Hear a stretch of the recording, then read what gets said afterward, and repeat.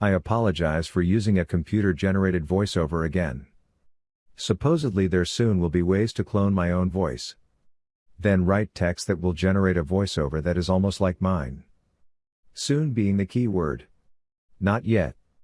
But at least this voice does not make me sound like I am 19 years old.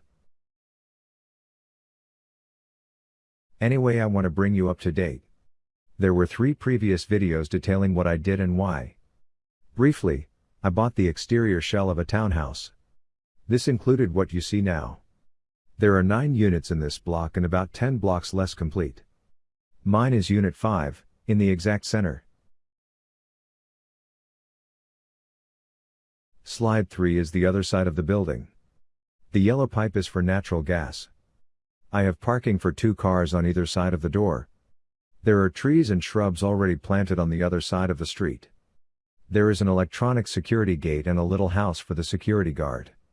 Unlike the security in Comfort Town where I currently live, the guard has a pistol which he is less likely to need as this is a purely residential area, and not likely to be a target in the war or for roving criminals after the war ends. I will be including a little political and economic content as I go along in this video. Briefly, there is almost no violent crime anywhere in Ukraine. But our economic situation is dire. Elderly people and children are indeed dying of malnutrition now, but as the economy collapses, this will lead to hungry and desperate working-age adults, and they will be in survival mode. So I don't have or need a firearm now, but it would not surprise me if I do need one unless Joe Biden's war ends soon. So, here is the floor plan. There are 2 floors, each 33 square meters. Each floor has a toilet room. I no longer call them a bathroom, which makes no sense to me as the room on the main floor will have a washer and dryer in addition to the toilet, but no bathtub or shower. There is a garden area, also 33 square meters. The parking area is mine, not a common area, and it is also about 33 square meters. I have made certain changes to this default. Upstairs is 1 large bedroom rather than 2 small ones. Downstairs the kitchen and living area are open, with no walls. I have fully paid the developer for all this and I have all my paperwork. I am only too aware that many developers in Ukraine, because of COVID and the war, are bankrupt or have not delivered what they promised to homeowners. Sonville, by contrast, is delivering everything that was promised. If you are curious, they have a website, look at the picture for the link. I had plenty of money in the USA to pay for this unit in cash. Unfortunately, this was money in the USA, and although it is easy to transfer a few $100s to Ukraine, getting $42,000 to pay for this unit took 6 months. So work started in late April on the interior after I had fully paid the developer for the unit, in $100 bills. Yes, paying in American paper money is normal. The first job was to get temporary wood onto the metal stair frame. Then we laid thick rigid styrofoam over the rough concrete floor of the first floor, as this is a slab with no basement under it. Over that went metal reinforcing mesh, and then the blue pipes which will have hot water in them to provide underfloor heating. The upstairs is similar except the insulation is thin. The base floor upstairs is also roughly finished concrete. The picture with a foam-covered ceiling is the upstairs in what will be my office area of my bedroom. The other floor picture is on the first floor where my kitchen will be. Before I go further, I would like to discuss the walls. What you see in the 3 previous pictures is not standard concrete block that is common in the USA. It is aerated concrete. These blocks are about as thick as they are high and are remarkably light. Because they are mostly air, they provide considerable insulation for temperature and some sound insulation. On the exterior walls, there are rigid fiberglass bats between 3 and 4 inches thick. Over the bats is a mesh and then painted stucco. The roof is metal and you can see the foam insulation that was sprayed into the underside of the roof. Here are 2 quick pictures, one showing the exterior fiberglass bats and the other the completed exterior wall.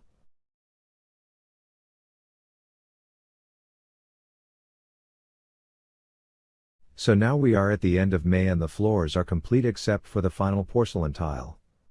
Notice the cross section of the floor to the upper level. And also notice the pipes that are between these layers. Later I will show the valves that will allow me to heat one section of the floor more than other sections. Since the house would not be this uncluttered for a long time, I took pictures featuring the prepared floors.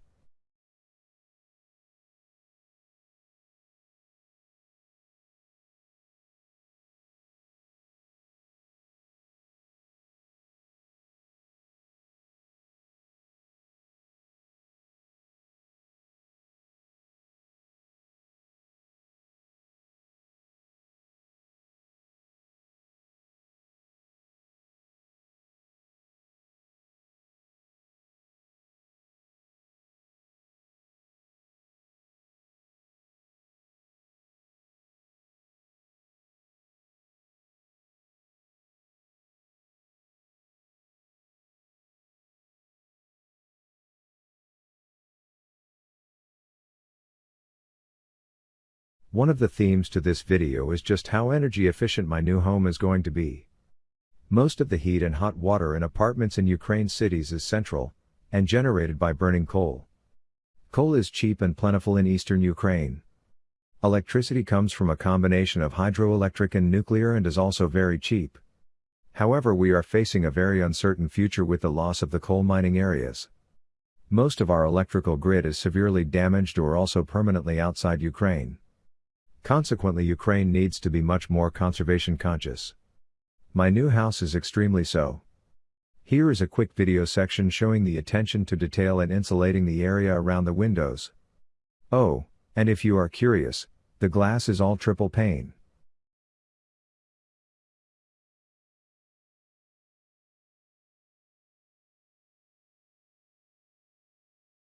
Great insulation is important in Kiev, Ukraine. It does get cold here and we have very little sunshine in the winter, so solar is pretty much useless. When the war is over, the energy system is going to need to be rebuilt, and that means rates will rise. In June, and the next phase of the house finishing started, which was interior walls. These 3 slides show the top floor and the interior walls for the upstairs toilet and bathroom. They also show the walls around the stairs. The third slide shows the area between the toilet room and the stairs, which will be used for a wardrobe. By American standards, it is small, much smaller than American closets. But remember, most Ukrainians don't have a lot of clothes and I am a single man.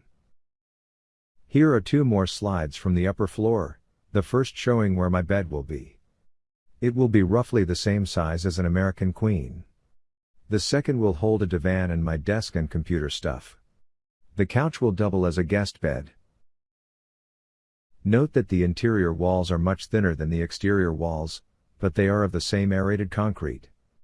Now, we are into July, there is water, so plumbing begins. We cut into the exterior and interior walls so that pipes and electrical wires can be embedded into the walls. Later these pipes would be covered with a plaster-like compound so the pipes and wires are hidden and the wall is smooth. This slide shows the plumbing for the main floor toilet room. You are looking at the water meter, a filter, the pipes and drain to the wash basin, water for the toilet and both hot and cold water for the washing machine. The washing machine and electric dryer will be to the right of this picture. Also the drain for the toilet. Red is hot water, blue is cold. The pipes to an electric water heater go up the wall along the side of the large drainage pipe that goes to the toilet room on the top floor. This slide is of the area directly above the previous slide, and shows the drain and water pipes going to the top floor toilet room. You can also see a hole in the wall, this is for the vent fan. This next slide is the plumbing for the kitchen. The yellow pipe is for natural gas. The boiler and pump for the underfloor heat will be on the far right side of this picture, near the gas pipe. In the lower left corner you see the pipes that go under the floor. You can also see the drain and the water supply for the kitchen sink. And finally there is a water faucet for the future garden and lawn, although this is not a big area. In addition to plumbing, connections were made for future air conditioning in July. There will be an air conditioner on both floors. Summers are hot in Kiev. And now let me show you the electrical wiring. Similar to the plumbing, cuts are made into the aerated concrete walls. We got utility electricity to the house in September, but most of the electrical work was done in August. Before I go much farther, let me discuss electricity in Ukraine. As in most of the EU, power is about 230 volts. My electrical service is 7 kilowatts, single phase. There is no need for two-phase power as we see in the USA for large appliances such as an old-style clothes dryer. Color codes are different. Hot is brown, neutral is blue and ground is yellow, sometimes with a stripe. The standard socket is C7/3, sometimes referred to as the German or Schuko socket. A large house would have three-phase power, but I have no need for three phases. Let me explain this electrical panel. At the bottom you see 4 breakers.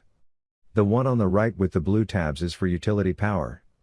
The next one is a switch that will automatically connect to utility power if it is available or to backup power if it is not. The third, with the display, is power protection. It will disconnect if the voltage or current is out of a safe range, and this device can be monitored and controlled with Wi-Fi over the internet. The far left device is for the UPS and gasoline-powered emergency generator, and since they are not yet connected, I will explain in the next video. And here is the rat's nest of wires before they were connected to the appropriate circuit breakers. Also note that instead of the wiring being routed in the walls, as much as possible is mounted on the ceiling of the main floor. Now we are in early September and a major section of our project starts. This is the tiling of the 2 toilet rooms, starting with the upstairs bathroom. And yes, because it is the room with the bathtub, it is fair to call it a bathroom. The first 2 slides are of the upstairs bathroom, showing the metal frame that encloses plumbing for the toilet and bidet. You can also see the bathtub to the right.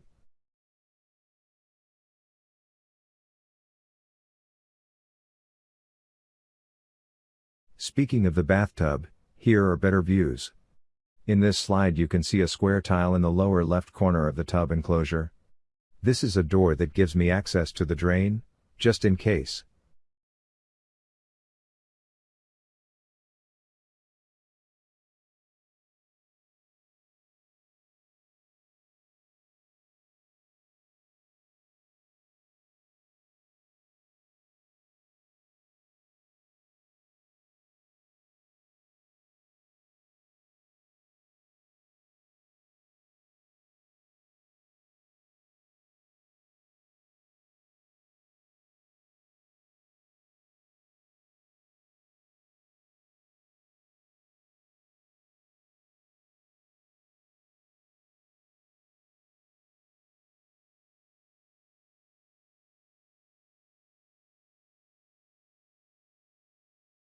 Here is a close-up of the floor.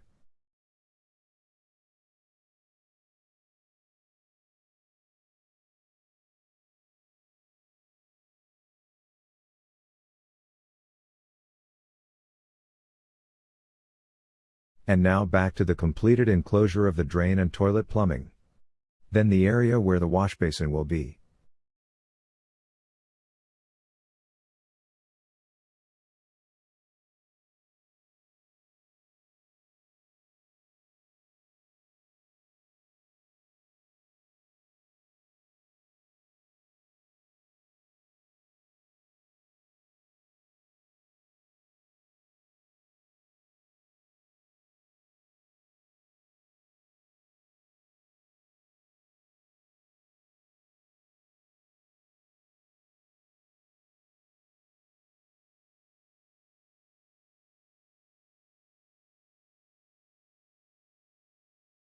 Now I am done showing you the upstairs bathroom, and here are 2 slides of the main floor room, which will have a toilet, wash basin, the hot water heater and the washer and dryer.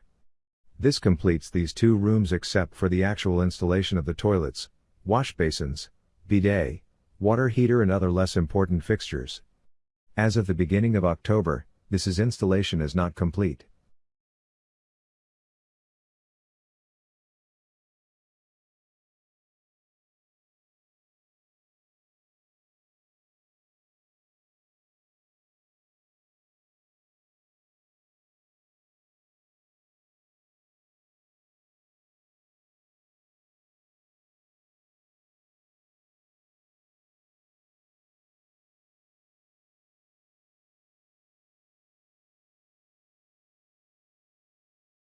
If you have made it this far, please take a few seconds to like this video and to subscribe to me if you have not already done so.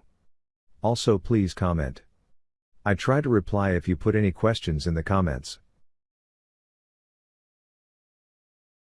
And now, the end of September. There are two main reasons to insulate the interior shared walls. The first is for energy savings. The neighbor's unit might not be finished, or it might be finished but no one is living there, so it might be cold. The aerated concrete provides some insulation, but the wall would still be cold if additional insulation is not installed, and the adjoining unit is unheated. The second is that Ukrainian women might be beautiful and have traditional values, but that does not mean that you will not be awakened during the night by a neighbor woman screaming at her husband or at her son. Maybe they deserve the abuse, but it still wakes you up. In my comfort town condo I have good neighbors, but before I soundproofed the one shared wall between my unit and my neighbors, their 18-month-old son would wake up at the crack of dawn, which is 5 a.m. in the summer, and scream until his parents took him out of his crib. Now the wife and kids are in Europe, but I occasionally hear other neighbors under me. So, soundproofing is necessary. Soundproofing involves an isolated interior wall, with little to no contact between it and the aerated concrete wall. This slide is the black foam insulation used when such contact is unavoidable. The next slide is the metal guides for the metal studs that will later support the sheetrock wall. As you can see, there is a gap between the concrete wall and the guide. The only place that black foam was used is under the bottom guide, since the poured concrete floor would conduct some sound, and then the wall would act like a speaker cone. The metal straps, screwed into the concrete wall, are primarily to support the metal studs.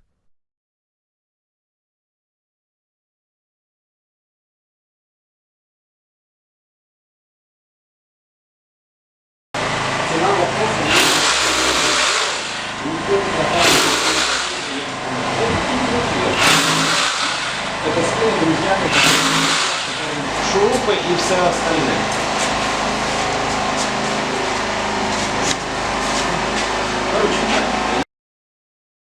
In the previous movie clips, you heard an electrical generator running.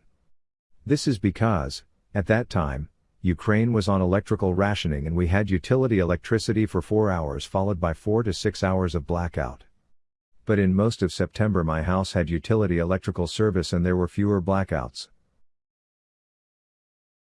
And here is the finished sheetrock wall, where my bed will be. On the left is the upstairs bathroom. At the top, adjoining the roof, there is a solid concrete beam that will have a recessed LED strip for mood lighting.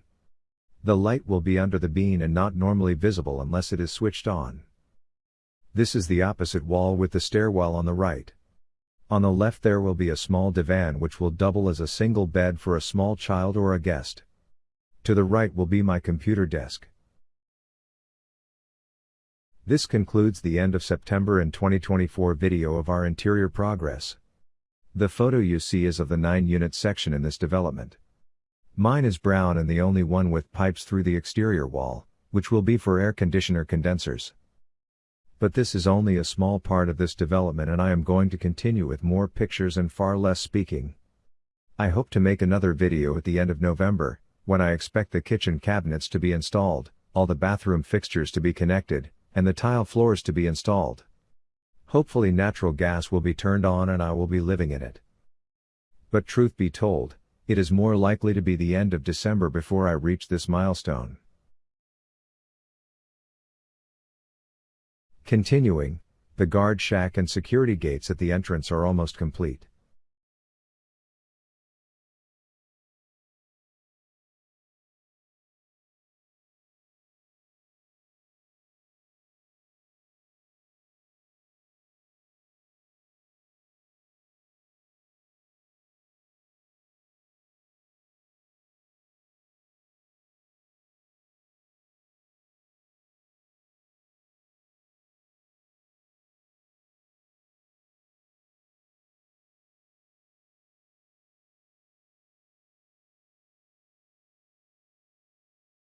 The video is of the common area. There will be a grocery store somewhere but I am not sure where. There is already a coffee shop open. Please take a second to like this video and subscribe to me if you haven't already. It helps me in YouTube's recommendations, and this video is monetized, so I will probably earn a few dollars a month from it. Finally, this house which I am finishing would cost at least $250,000 anywhere in the USA and come with real estate taxes and exorbitant HOA fees and regulations is going to cost me less than $100,000, have no real estate taxes and have HOA fees of less than $50 a month.